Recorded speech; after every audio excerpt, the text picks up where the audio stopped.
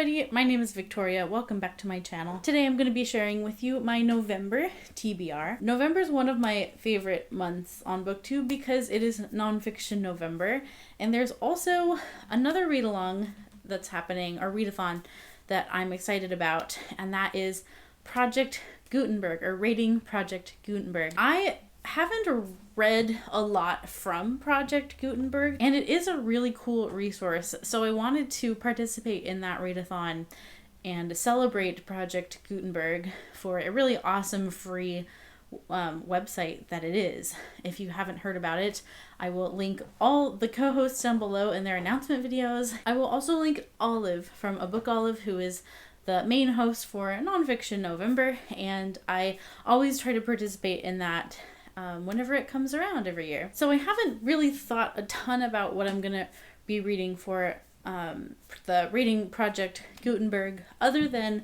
I do want to read the group read, which is Rasselas by Samuel Johnson. Apparently this was written in the span of a week, mostly so that Samuel Johnson could raise some money to cover, I think, his mother's funeral costs. It is pretty short. It's only like 200 pages or 250 pages or something like that, but it's very short. It's on Project Gutenberg, and it's free access. So I do want to try this one out. As a carryover from October, I am still reading The Pickwick Papers by Charles Dickens. I switched over to audiobook for this one because it was working for me a little bit better as far as like the pacing and the dialect and the delivery of the text and of the dialogue.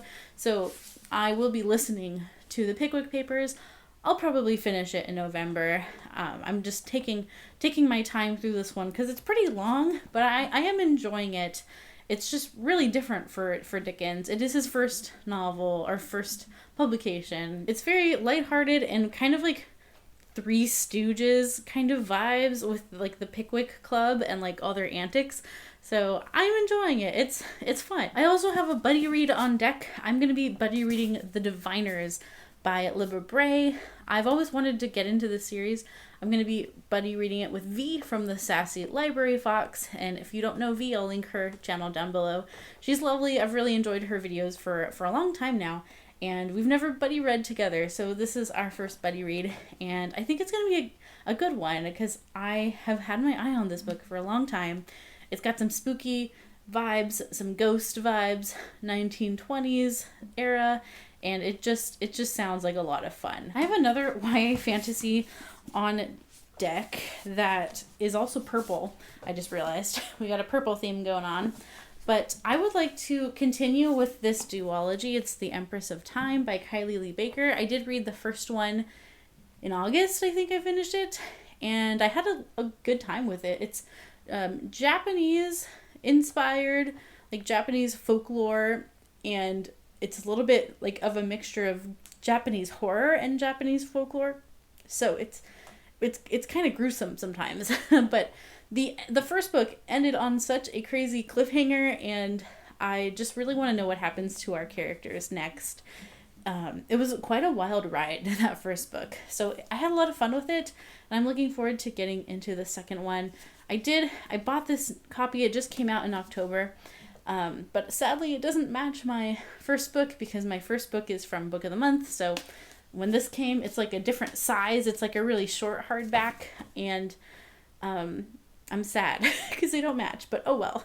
First world problems. Okay, so as usual, I probably won't get to all of these books for Nonfiction November because I do read nonfiction quite a bit slower. But if there's one book that I'm going to prioritize over the others, it's this book that I have had on my TBR for at least 2 years in a row for Nonfiction November, and I never get to it.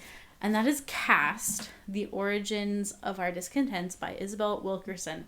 I think I've put this on the past 2 Nonfiction November TBRs, and it always gets neglected, and I don't know why, because I remember when I first got this book from Book of the Month, I was so excited to read it, and it just sounds really good. I've heard really good things about it. I'm going to be using this for the prompt secret. There's 4 words for Nonfiction November, and we have a secret, record, element, and what was the other one? Oh, border. So this will be my secret prompt. And the reason it works for secret is because this book is about how there is like a secret caste system and like secret social hierarchy. And it's just about how our society has been built around oppressing people of color. And I've been very, very intrigued to read this. I've heard really nothing but good things about this book. So I'm really looking forward to finally getting this. This is high priority for me. For the record prompt, I am choosing to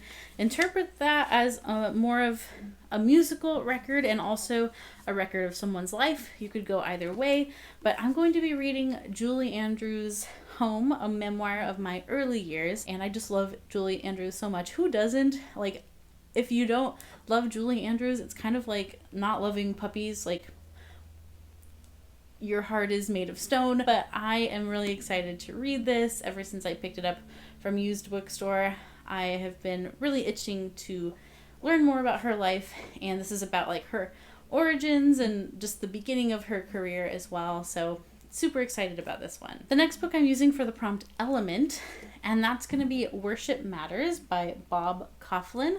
This is, sorry if it's a little bit shiny there. So this is a book about worship and music worship in church, and it's kind of geared, I think, towards worship leaders, which I'm not a worship leader, but I have participated in worship in my churches in the past and been very involved with worship.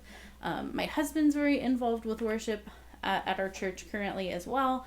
And so this one we've had on our shelf for a really long time, and I think I bought this with my own money. I was gonna say someone gave it to me, but I actually think I bought it, and I've been really curious about this one. And the reason it works for Element is because music is an element of a church service. There you go. It works, right? And then the last book that I have for Nonfiction November, and I do have an audio book for this as well, so I'm hoping to get to this. This is Rescuing the Gospel from the Cowboys by Richard Twist. I'll be using this for the border prompt. This is basically a book about colonization and how white settlers basically erased indigenous peoples' cultures in the name of bringing them Christ and the gospel, and kind of like the repercussions of that, like long term, and what that means for Native Americans today. I think it's also about the ways in which Native American cultures have embraced Christianity without erasing their own culture. So I hope to have some more thoughts about this one very soon, but it sounds just stellar. And this fits the border prompt for multiple reasons. First of all, like the border between cultures, and also about Native Americans losing like their physical borders as well, and having their borders erased by colonization. I think that's 8 books. I'm probably not gonna get to all 8 books because I don't usually read 8 books in a month, but a girl can dream, and those are my plans / pile of possibilities, and I'm really excited about all of them, which is why I can't narrow any of them down. But we'll see what I end up getting to. I have some that are high priority and some that will just be nice if I get to them. I would love to hear what you are reading for November and what you're participating in. Be sure to check out the links for the Project Gutenberg readathons and the announcement videos, and also Nonfiction November if that is unfamiliar to you. And while you're down there, make sure to check out my links. If you want to follow me on Instagram or Goodreads, my links are down there. I also have a Discord. And that'll wrap it up for me today. I hope you have a wonderful rest of your day. Keep reading great books, and until next time, bye-bye.